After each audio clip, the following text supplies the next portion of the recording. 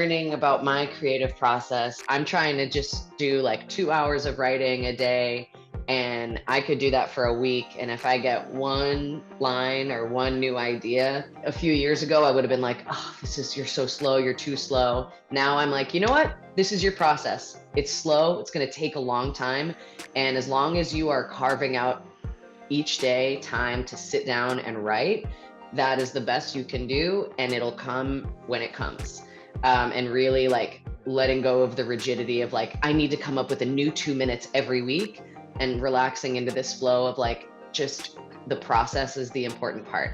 Sit and write and do the work, and the stuff will come. And hopefully the more time that I carve out to do this, the higher the turnover rate will be in terms of what's coming out. But with stand-up in particular, it's kind of one of the only art forms where you have to fail publicly to see what works. You know, people who are painters don't do it in front of a crowd, and every time they miss a brushstroke, people are like, you suck, women aren't good painters, you're bad, you're fat, you're ugly, you shouldn't do this, you're gonna die alone. But that's what comedy is. And that's, you know, you just kind of have to build up this skin of like, I am going to fail. That's part of it. Like the failure, it just accept that the failure is gonna happen. It's mostly failure. It's mostly falling on your face. And sometimes you get up and you have a good one.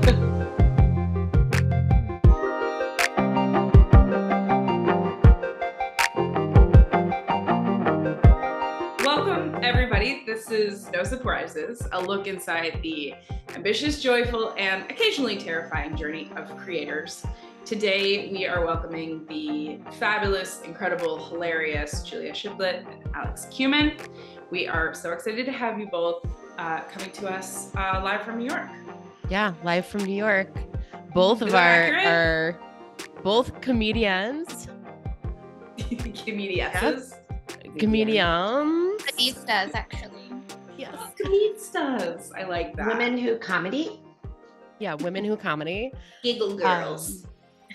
And both the co-founders of a special little comedy show called Highwaisted.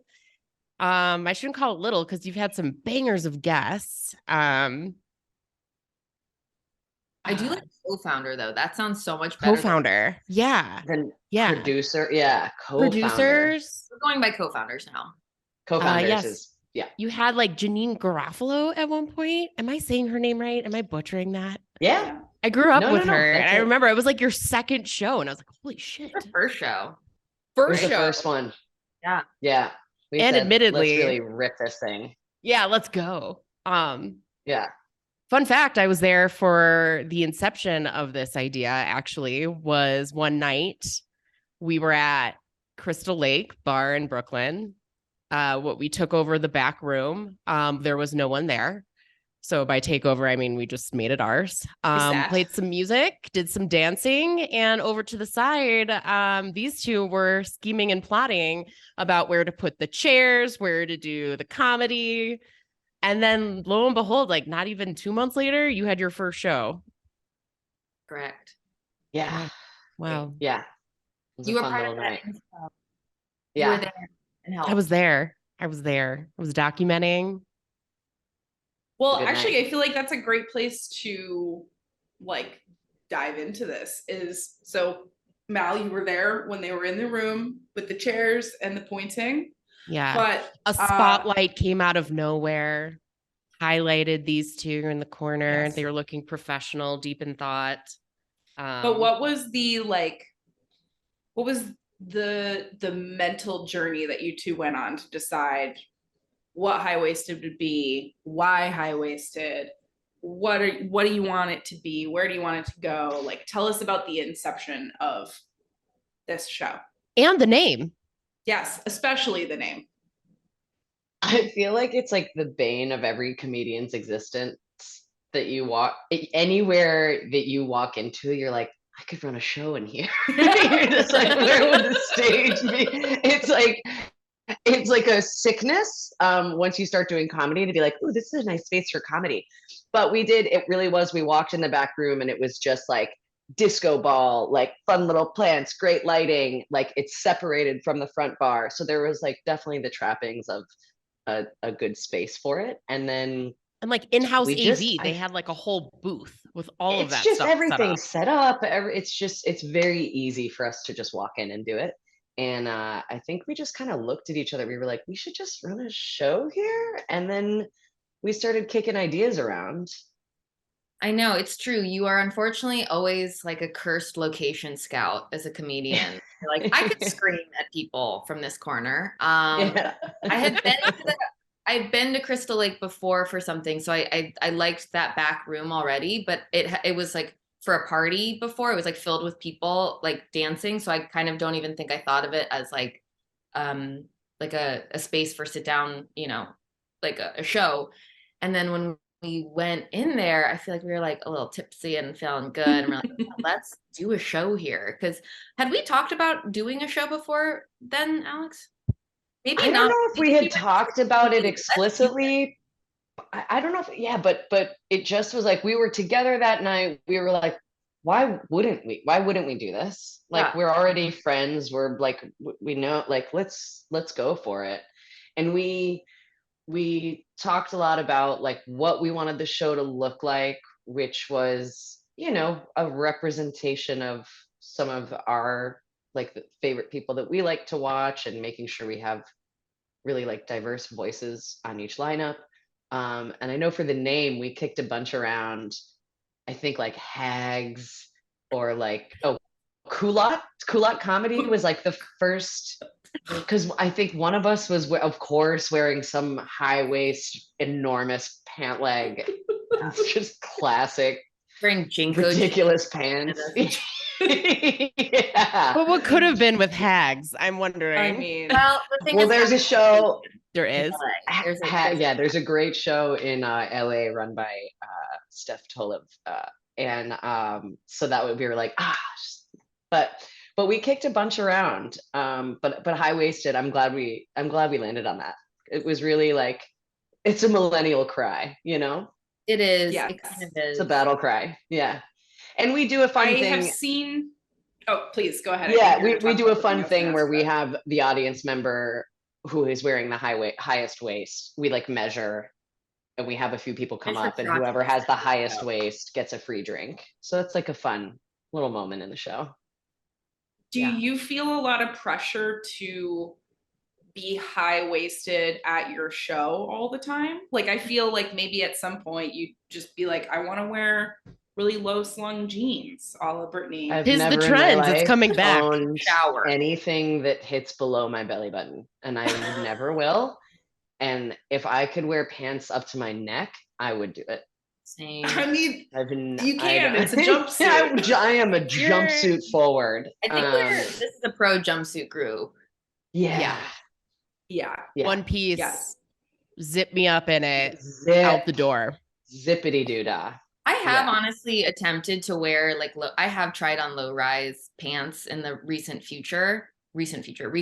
history, Yes. and it was just bad. I was like, this is not meant for my body. They're coming back. I don't It understand makes me really why. uncomfortable. Why I are just they feel coming like- back?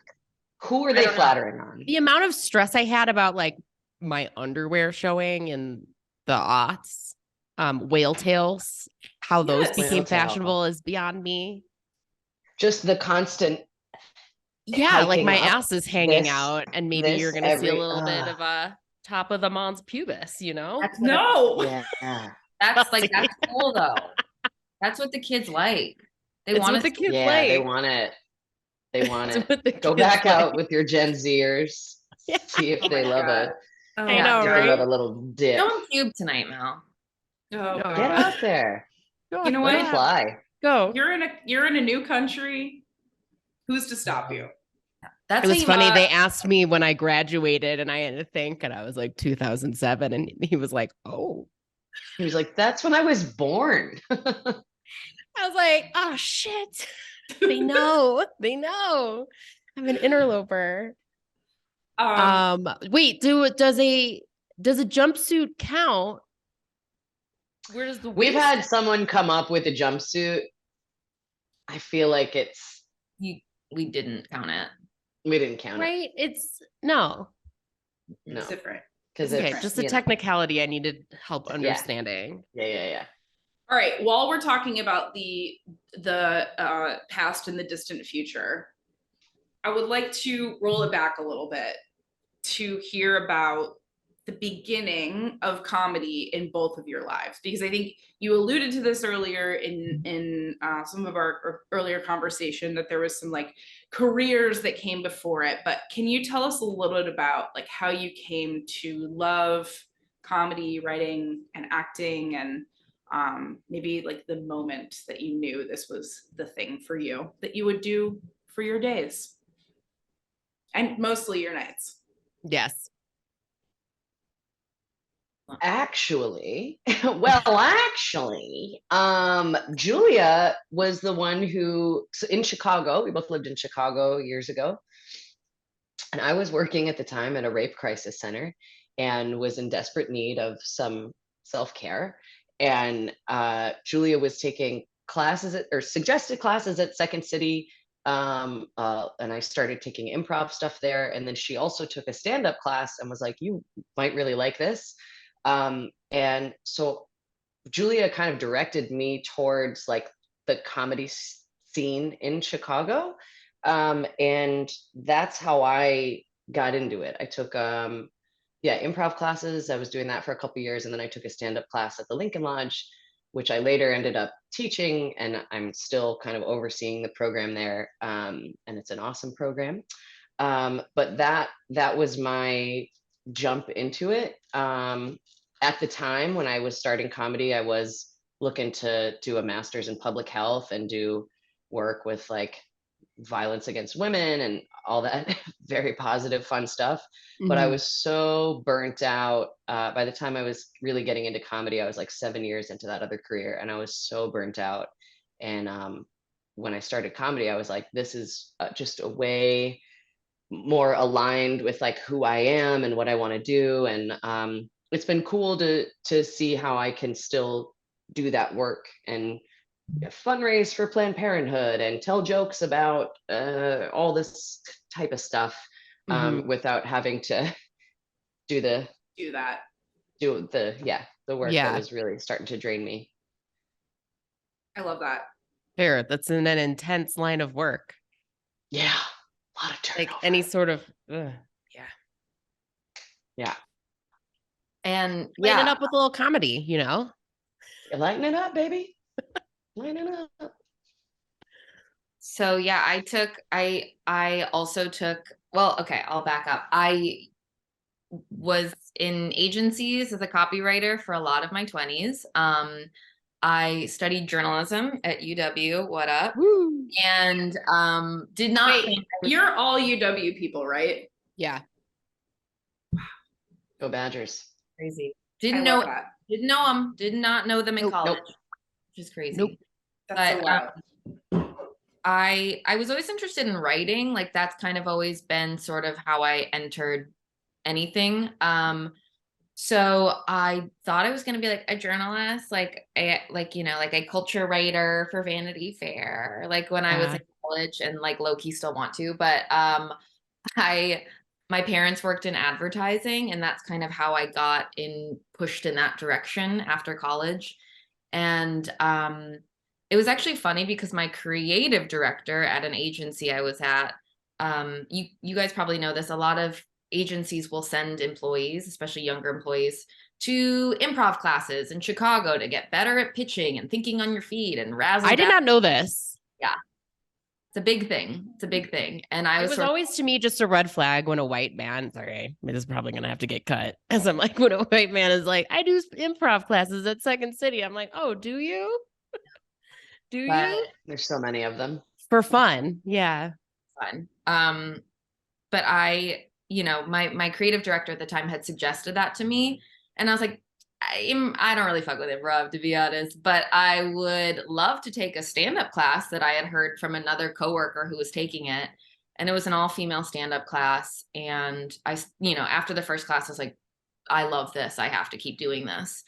And, did the program, loved it, like learned how to, start finding what my voice is, finding out what I think is funny, what I want to talk about. And then I, started doing open mics in Chicago and was like, this isn't really like my class. And I actually don't know if this is the right scene for me here, to be quite honest. And I had always wanted to move to New York. That was sort of always the plan. So I just kind of like, once I started getting into comedy, I was like, I'm going to move to New York pretty early on. Not because I was like, I've outgrown the scene. It was more like, I think I'm just going to start really doing this for real in New York. So that's kind of where I like identify more as a New York comic, probably just because that's like really where I got figured out my shit. Do you feel like your comedy, like the way that you were writing, and Alex, I feel like this is a good question for you to chime in too, because you are also now a New Yorker, Right. not been there quite as long as Julia, but made that transition too. Like, do you feel like your inspiration process, your creativity, do you feel like that shifted when you moved to a new place? Yeah. There's just, I mean, this city is the top for stand up. And it just, it's where everyone who is the best is, and LA as well. And but I think this for stand up, really New York is it. And there are so many talented people and with so many different voices. It's been really cool to see just kind of how everyone like reflects themselves on stage. And definitely it's been inspiring to, I mean, people just, when you're here, you are working, like you are going after it. Not that that's not the case in Chicago, but I think it's there's really not that much industry there. And so it can be a little bit more relaxed. It's a great place to like really like cut your teeth and learn how to do it. But once you're here, it's like, all right, like kind of too expensive to mess around here. So it's like, if you're here, like, let's go, let's Not do where it. you're fucking around and finding out. It's all business. No, yeah, you wanna just know what you're doing. So it's been really cool to be here and be kind of among the best and watching how they work and how they turn over material and edit it. And the pace can be really difficult to keep up with. That's absolutely something I am struggling with, but trying to figure that out has been like the pace that people are writing, or even just like the set turnover, the turnover of material, and how quickly people can have an idea, workshop it, put it on stage, and mold it into something that's like a new 5 or 10 minute bit is like, whew, that's so stressful. That is not my strong suit. I am a slow writer. It takes me a long time to get stuff figured out. And so I'm trying to kind of adjust to that without breaking myself. Having your like creative brain turned on that way in perpetuity is so hard. It's also really like hard. I how the hell do you take breaks? Like, because I feel like breaks are so important, but like if you stop, it's like New York energy in general being inflicted into this work. It's like if you stop, it's harder to like maybe get the momentum to get back going again. Holy shit. Yeah. Or like get booked, or people are like seeing the same. I'm just like, I'm constantly in my head about like, I'm saying the same jokes, and it's like, just figure it out. Figure out how to do it. Do you feel like being in a place with so many other voices forces you to like dig deeper? Or I shouldn't say forces, like encourages you to like dig deeper to like find your own individual voice? Because it seems like that is the thing that makes you stand out from the rest of folks. Like, and let me, Julia, if you want to, I feel like I was. Yeah, Julia looks like she's like, I've been living this life. Yeah. No, I think love it. I think that also something that happens all the time is parallel thinking, where in comedy it's natural, because I think that people, if you are of a certain age, living in the same city, probably a part of similar communities, you are thinking about similar things. And so sometimes people can have jokes or bits they could be different, but they are about the same very specific thing. And one of the worst things you can do in stand-up is unintentionally like steal a joke or tell a joke that's too similar to someone else's that you absolutely don't even know about or didn't mean to. Or I think it can happen subconsciously too. Like I've had situations like that before too, where someone messaged me and was like, hey, someone told me that you have a thing like this. Sorry, I won't say that anymore. And I'm like, I believe that you didn't take that joke. Like, I believe that, like, we just have to, like, how do you make it better than someone else's? Some guy messaged me after a show. We were both on the same show. I came late and I did a joke about edging, about how I've accidentally been unintentionally edging my whole life. Because I don't come that good. And he messaged me after, and I kind of got a weird response from the audience. And I was like, this is funny. All right, whatever. And then he messaged me. He was like, hey, I was up earlier before you got there. I have a joke about edging too. And he seemed kind of like pissed about it. And I was like, bro, like edging from a woman's point of view is a lot more interesting than from a guy's point of view, because you're doing that on purpose. And so he was kind of, his like tone was sort of like, that's kind of my joke. And I was like, sorry. It's not. Edging is not yours. Edging is yours. Not own edging. Totally. But that is such an interesting dynamic. Because like, how could you possibly know the sets that of every comedian like in your community, also what they're working on and maybe are going to show for the very first time? Like, that's got to be like that has to feel like a weird psychological pressure on your creative process, because you're like, I think this is funny, unique, and interesting. God, I hope no one else has this joke that I don't know about yet. Right. It just feels like such, because it also, when someone's like, hey, I have a joke about that, it's like this gut punch, because it really is like the number one rule is like, you write your own material, you don't take out other people's stuff. And you're just like, I swear I didn't mean to do this. Like, parallel thinking is such a thing. And my thing always with, if I see another comedian telling a similar joke to me, my next thought is, okay, they didn't take it from me, I didn't take it from them. This is parallel thinking. And this is clearly a more common thought than what I thought it was. And how can I make this particularly unique to me? And that's to your question about like finding your voice. It's like, how do I make this an unmistakably Alex joke instead of someone, it's like, one very long experimentation evolution process. And I think the internet has changed a lot of it too, where it's like literally even like late night and stuff like that, like,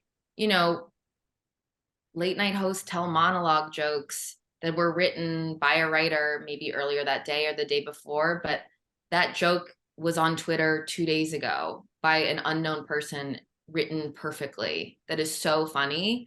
And also I feel like the memification that we now do, like where it's like, now there's a meme and now everyone's contributing to the meme by making their own version of that original idea. I feel like that actually kind of gets into stand-up now too a little bit, where it's like someone is ripping off of this thing that's happening in culture, but we're all kind of doing it now. And it's sort of, or just like, vocabulary, like terms that people say now, phrases that people say now. It's tough, because it's like I think you are allowed to reference that, being like, I understand what's happening in the culture, but how do you also make it specific to you? So right. Well, like that's the point. And there's the balance of like really identifiable situations are funny because people can hear their story in that joke, right? Like they can hear, their experience in that, and it helps them feel connected to you. But at the same time, you're always trying to find things that are at the edge that are like relatable enough to be funny, but unique enough not to be trite. And that's a real tightrope to have to walk. Yeah, it's it's ridiculous. Get into comedy. It'll be fun, they said. It'll be light. It's ridiculous. Outside my Well, Well, we were talking to another, like a design agency owner, and we were asking about the creative process and how like regular people who would not have in another lifetime been designers now have access to all of these tools that can allow everybody to be a photographer, a graphic designer. And I think your industry falls into that as well, where for the first time in history, people have their own way to build an audience without ever leaving their house with their words, making people laugh, or even just video at home. Do you feel like that makes it like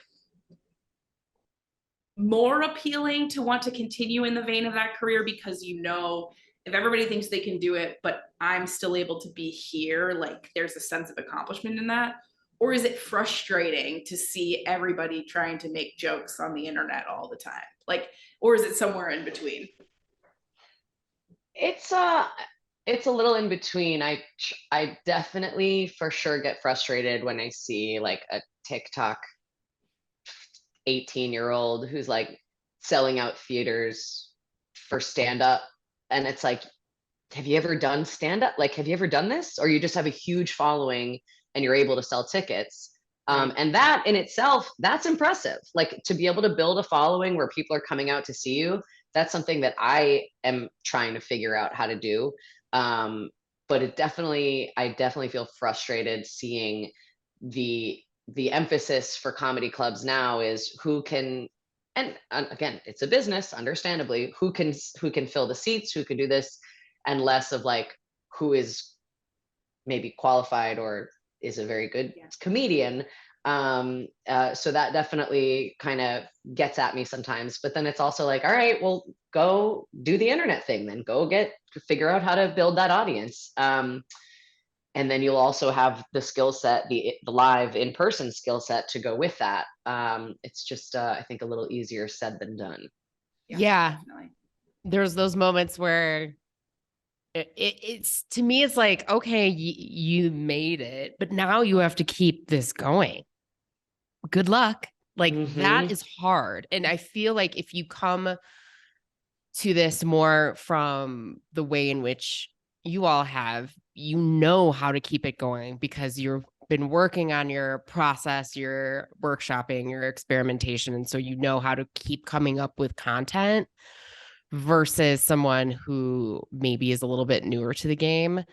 And it's that constant like need for like inspiration, like, you know, taking the subway, being plugged into the zeitgeist and like doing this commentary, making it your own. Like to me, when you have a little bit more of a background, it lends itself a little bit more to longevity, and like development and evolution versus like springing into the scene and then being like, oh shit, now I got to keep this up. I feel for them. Yeah. I will say though, sometimes I will see a 16-year-old on TikTok and I'm like, this is the funniest shit I've ever seen. I just hope you like, just don't do stand up. Like keep, like you have a specific, unique point of view online that I don't have. And just keep doing that. But I also think the problem is, and I honestly don't fault like individuals for this. I fault capitalism. Yeah. I fault, right. Whoever is making, I fault the industry and the internet studios and the internet that are making us all feel pressure to be a master of all now. You can't just be a stand-up. You have to be a content creator. You have to be active on Twitter. You have to like you have to be a humorist, you have to write sketches, you have to a video editor and put out clips twice a week, and also not just stand up but front facing videos and characters, and it's like, whoa. That's so much. And like specialization is so important because that's where you find that like special sauce. And if you aren't taking time to take breaks and like find new perspectives, like you're just putting out watered down bullshit versus like hitting them once with like an absolute revelation. Like there's something more impressive to me about someone who like goes underground and then comes out of the woodwork, like a like a Bo Burnham inside moment where you're like, what just happened? What is this? And then they go away and you're going, go back, go into your creative hole, go think of something new. But the pressure, I mean, I feel like the pressure on creators as a whole, and I feel like this is going to become a theme in the second season, is to like be everything to everyone all the time.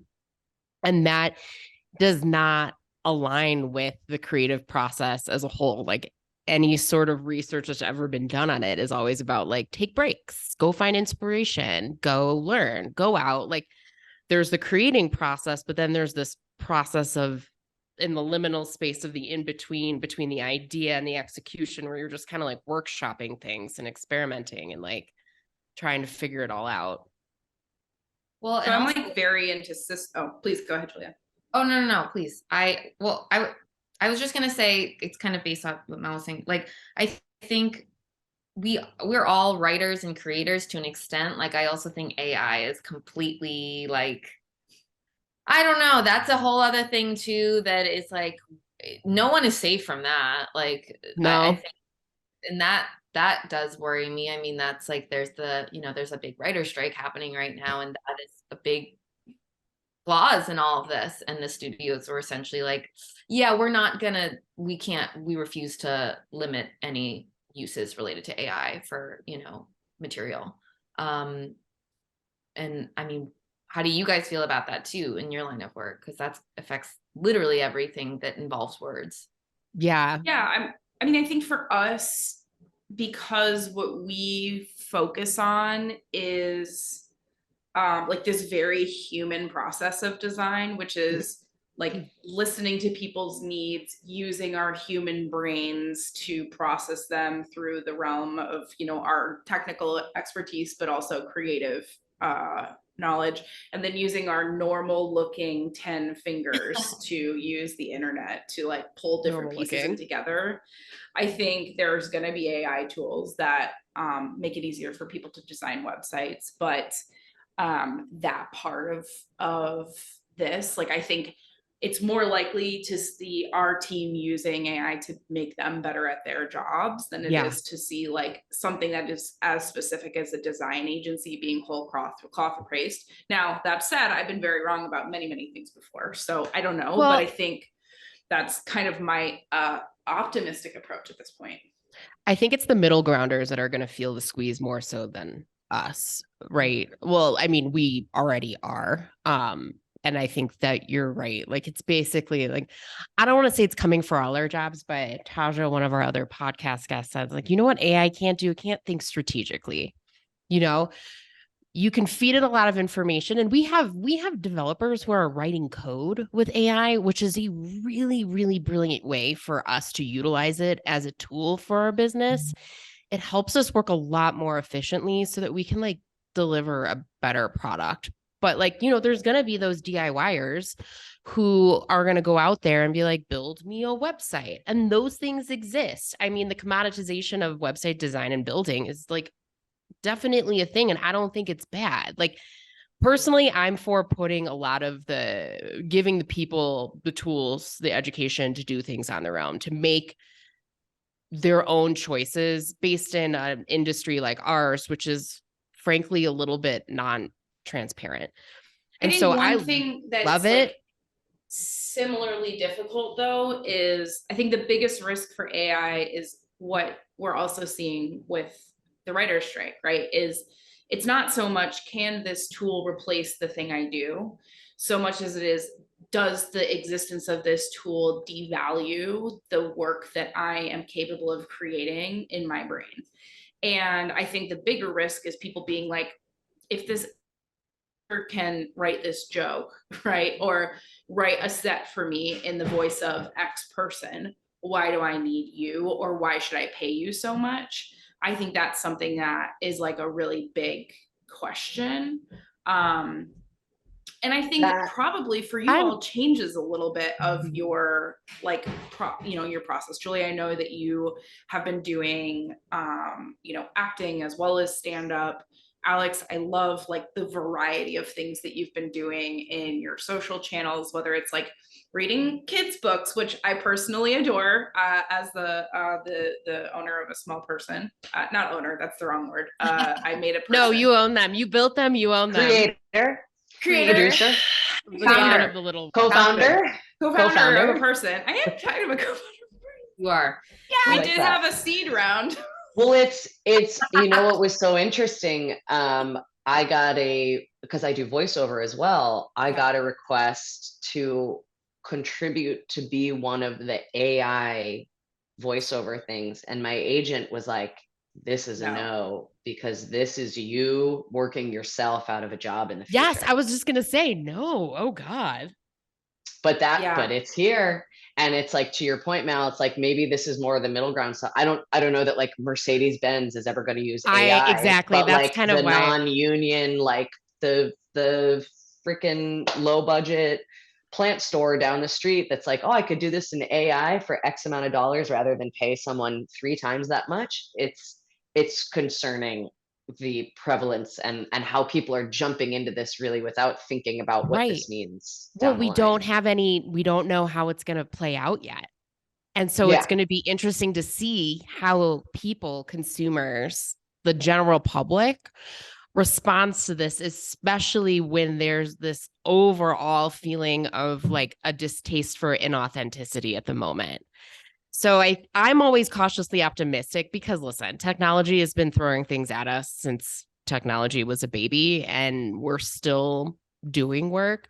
It's always going to be the question for creators. Like, if you work in any sort of field like this, like it's like so hard to justify the value for some folks, but those folks aren't the people who are our audience. And I always like come back to that. I'm like, there's always going to be someone who wants it, but yeah, I think it's going to change the dynamic. I think it's unfortunately going to weed out a lot of really special creators. But hopefully it also spurs this idea of what's next and gets us thinking about what else we can do. I know it's like really silver lining, but I want to go back to kind of earlier in our conversation, because I think one of the things that technology can't replace is this iterative process of workshopping that is really, really special to the comedy space.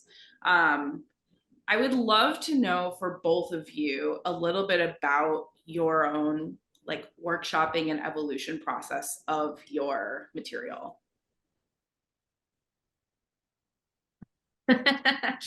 Milady? I mean, I think, if people don't realize this with stand-up all the time, they think people just go up and say something brilliant the first time they're up there.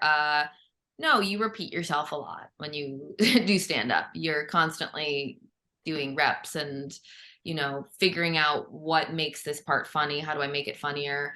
I think with workshopping, I think if you truly think if something is funny to you, I feel like it's probably funny to somebody else.